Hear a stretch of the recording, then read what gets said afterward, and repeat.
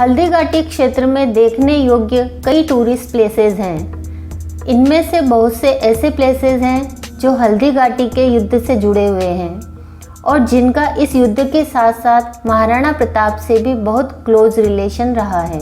इन्हीं प्लेसेस में से एक प्लेस है महाराणा प्रताप गुफा।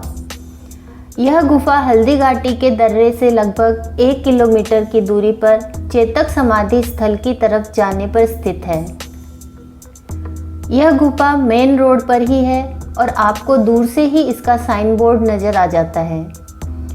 प्रताप गुफा को अनंत साधना स्थली भी कहा जाता है। गुफा के बाहर ही रणमुक्तेश्वर महादेव के रूप में भगवान शिव विराजमान है। इनके बगल में पहाड़ों से पानी रिस रिस कर धीमी गति के झरने के रूप में बह रहा है। सर्दी हो या गर्मी, यह पानी पूरे 12 महीने इसी प्रकार बहता रहता है। गुफा के अंदर जाने के 2 रास्ते दिखाई देते हैं। दोनों रास्तों में से किसी भी रास्ते से अंदर जाने पर मुख्य गुफा का एंट्रेंस आता है। गुफा का एंट्रेंस अब पुराने स्वरूप में नहीं है। अब इसके आगे कंस्ट्रक्शन करके दरवाज़ा लगा दिया गया है। दरवाजे से अंदर जाने पर गुफा कई पार्ट्स में बनी दिखाई देती है। जिस प्रकार एक हवेली के बाहर चौक और चारों तरफ कमरे होते हैं, ठीक इसी प्रकार गुफा के अंदर एक बड़ी खाली जगह और चारों तरफ छोटे छोटे कमरे नुमा हिस्से बने हुए हैं। सामने माताजी का मंदिर दिखाई देता है जिसमें माताजी विराजमान है।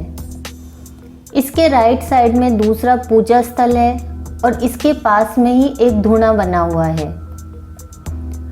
अब इस गुफा का स्वरूप काफ़ी बदल गया है। महाराणा प्रताप के समय यह गुफा उनकी गतिविधि का एक प्रमुख केंद्र थी। महाराणा प्रताप इसी गुफा में बैठकर अपने सामंतों और सलाहकारों के साथ युद्ध की रणनीति बनाया करते थे। महाराणा प्रताप इसी गुफा में साधना भी किया करते थे, जिस वजह से इस गुफा को अनंत साधना स्थली भी कहा जाता है। ऐसा बताया जाता है कि हल्दी घाटी के युद्ध के पहले महाराणा प्रताप यहाँ पर कई दिन रहे थे और हल्दी घाटी के युद्ध की फाइनल रणनीति को यहीं से अंजाम दिया था।